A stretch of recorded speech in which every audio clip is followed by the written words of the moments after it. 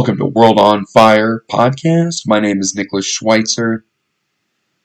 As we've covered in the previous two episodes from June 6, 1944 to September of 1944, the Allied forces had begun making unbelievable time in Europe.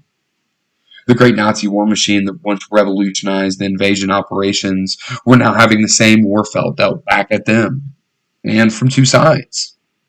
While the Soviets were already well into their great patriotic war in the East, the Allies in the West were quickly making their way through Belgium. And now they were pushing to the interior of Germany, battling desperately in the Hurtgen area. However, the Germans were not so quickly to give up.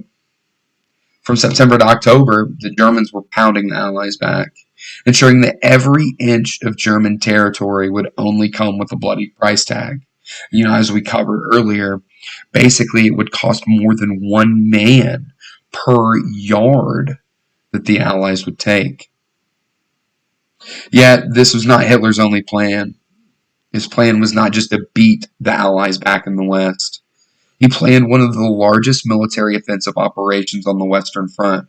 And ultimately, it would be their very last fruitful offensive of the war.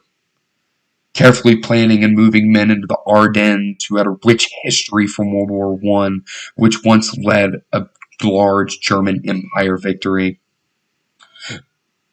And on December 16th, 400,000 Germans would make their final assault and hope to surround and crush the British and Americans.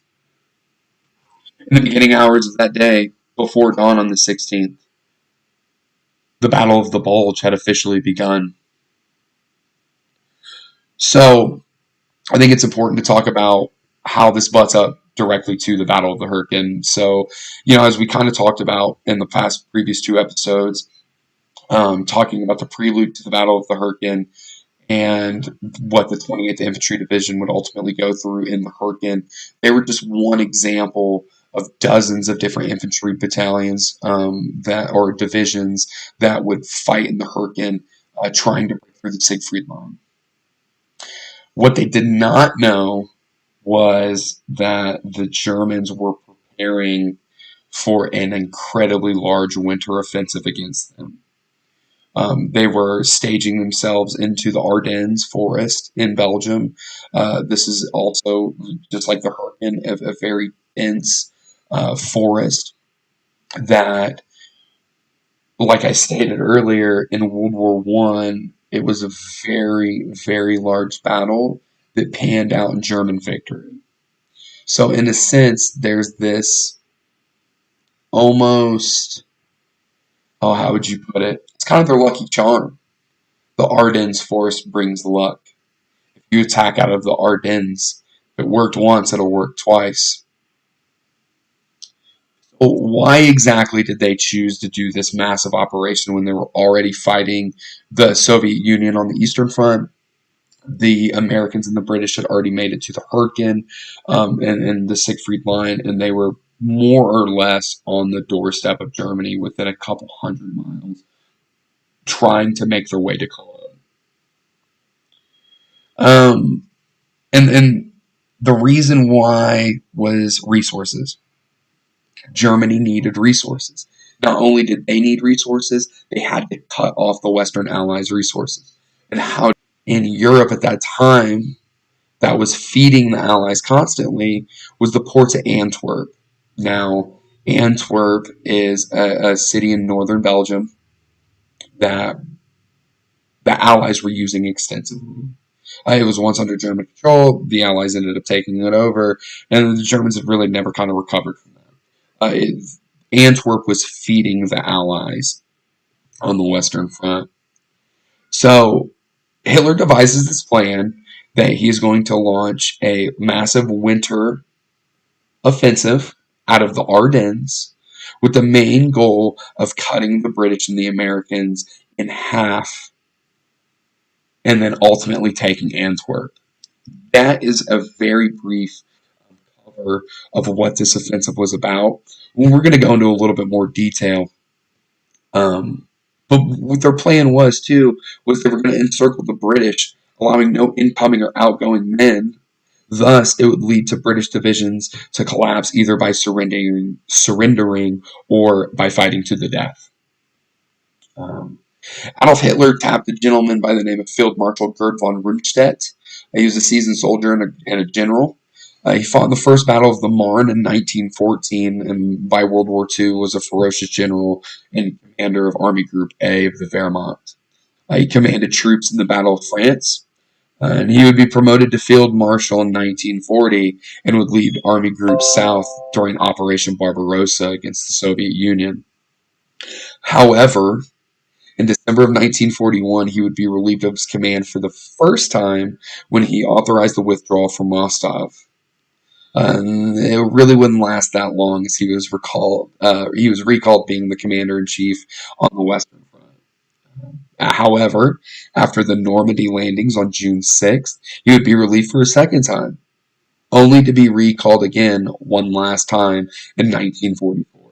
So Rundstedt at this point has been fired twice and rehired twice. Um, and this kind of really shows the ugly face of what the distrust that Adolf Hitler had for his own military, and especially as the war exceeded. Adolf Hitler felt like his commanders were incompetent, and he was the most competent. When we go over Adolf Hitler in a later series, we're going to really understand kind of why he thought that way. And it's too long of a thing to go over in this episode, but we just need to understand that that was the state of the military. You mess up, you get fired, you get recalled, you get fired, you get recalled. And then obviously there were more dangerous situations where, he would suspect that you were treasonous. And, that could ultimately lead to your death. However, for von Rundstedt, Hitler knew he was a great general, so he would keep bringing him back. Von Rundstedt would, however, not be alone in leading his men in this operation.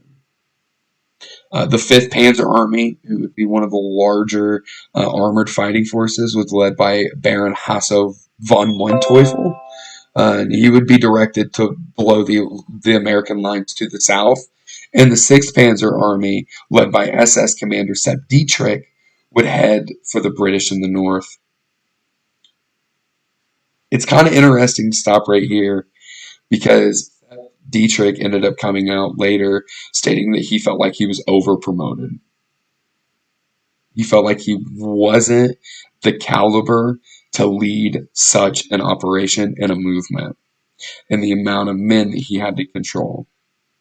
We got to understand that the Waffen SS was not an official attachment of the German army at the time. It was not a part of the Wehrmacht. The Waffen SS, the SS, was a paramilitary group. So he felt like he was over-promoted. Now, he was a combat veteran. He was a combat leader. However, to be put in charge of the 6th Panzer Army, he felt like it was way overboard for him. However, he could not go and say, hey, this is too much for me. At this stage in the war, you really had to be careful with what you would bring to the OKW. Now, prior to December 16th, when the Battle of the Bulge would officially begin, when the Ardennes offensive would start for the Germans, they would gather all of their manpower and resources totaling over 400,000 soldiers, 557 tanks, 667 tank destroyers, and over 1,000 armored fighting vehicles, 4,000 artillery pieces, and in all would have 13 infantry divisions, 7 armored, and 1 complete armored brigade. Understanding that the Allied air power could quickly dissipate the operation, the Germans needed to ensure that the weather was going to be bad. It had to be bad enough to where planes could not support the Allies. So, on December 15th, Hitler was given a meteorological report that they would be clear for the next week. And that night, Adolf Hitler gave the order that in the early morning of the next day, the Ardennes offensive would officially kick off. And at 05 or 05:30 on the 16th, the German lines erupted with volleys of artillery strikes, lasting close to 90 minutes. American forces were hunkered in. For those that had fought in the Battle of the Hurtgen, they were used to heavy artillery strikes, and they thought that this was ultimately a counterattack from a previous engagement, and not expecting a full assault on their positions. Now, while the weather proved to be in favor of keeping Allied aircraft grounded, the winter storm that moved in proved to also hamper the movement and the speed of the Germans. And with this being said, Germans caught the Americans by surprise easily and were able to knock them back almost 50 miles in certain areas of the front, thus creating the Bulge. However, there was one city in Belgium that was almost a necessity to take due to its proximity to major roadways and intersections, and that was the city of Bastogne. Before we dive too far into the city of Bastogne, I want to cover two events that took place. Um, and these both happened in the very early days of the offensive, literally the 17th of December. As I stated earlier, the Ardennes offensive was a shock and awe tactic and had separated many American and British units. The reason why was the Germans were anticipating green units and tired units that would not be prepared to defend against such an offensive. And in some cases, they were right. In some, not all, but in some. However, due to the fact that it caught the Allies off guard, it led to an increased amount of Allied service members surrendering to the Germans. The problem is that these prisoners of war were not simply turned over to the Wehrmacht, but they were turned over to the Waffen SS. More so, Kampfgruppe Peiper, which was led by Nazi war criminal Joachim Peiper. And on December 17th, the day after the offensive began, 120 American POWs were marched to a farmer's field near Malmedy, and where Piper gave the order to open fire. Of the 120 in the field, 84 would be killed in cold blood, with 36 escaping by quite literally playing dead under the bodies of their comrades. Some had initially evaded the shots and decided to run to a small cafe and hide. Their pursuers would quickly catch up to them and catch the cafe on fire. And if the Americans ran out of the cafe, they would machine gun them to death. So they really only had two options: go outside and be machine gunned to death, or burn to death in the cafe. And on the same date near Malmedy, 11 African American soldiers from the 333rd Field Artillery Battalion would be cut off from their unit under heavy fire from the Waffen SS. And rather than be killed, the 11 Americans ran through the woods and hid in a small hamlet of Wereth. Just so happened, a wife of a German soldier lived there and informed the 1st SS Panzer Division of black troops hiding in the town. They were quickly surrounded, where the men in hiding surrendered without incident. They would be marched also to a nearby field, badly beaten, and then eventually murdered, and all 11 would die. While the Wereth 11 would not be discovered until after the battle, those who survived the Malmedy massacre would return to American lines, informing others of what had taken place. The information would generate a no-quarter code amongst men and create more fierce resistance against the Germans for the remainder of the war on the Western Front. Now this brings us back to Bastogne, and this was probably the biggest site of a battle during the Battle of the Bulge. Von Manteuffel's 5th Panzer Army began their attack towards the city of Bastogne. where they would face head-on with U.S. General Anthony McCausland, 101st Airborne Division, that was rerouted to defend the city after the battle had begun.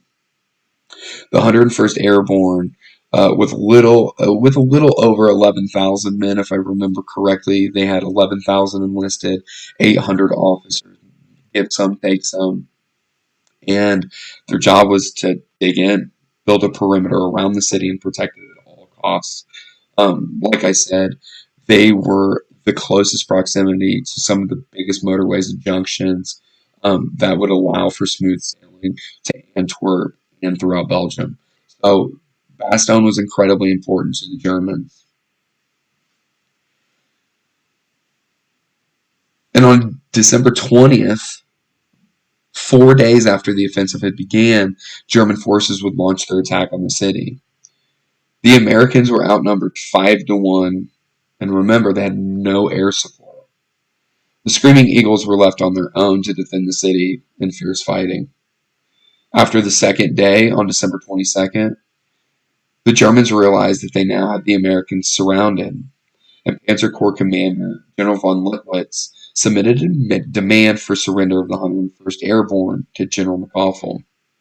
McCausland's response to the letter is probably one of the most memorable responses to an enemy general in history. Simply put, in his response, nuts. The fighting in the city would continue.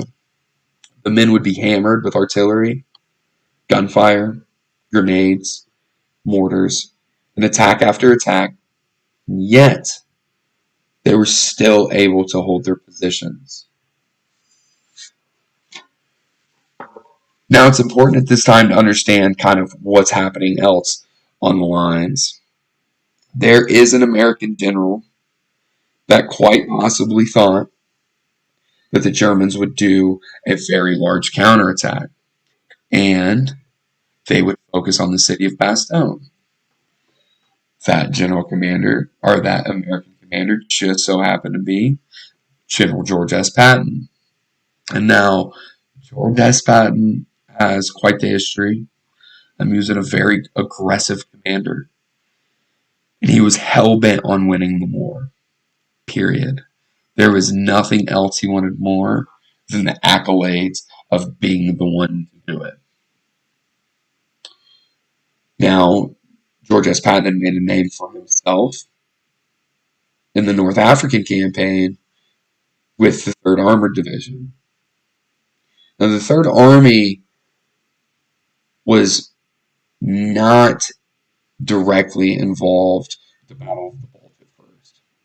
They were going to come in as a relief force. General George S. Patton was informed of this encirclement at Bastogne, and without a second of hesitation, he sent elements of his legendary armored units to give the 101st relief and to break that encirclement.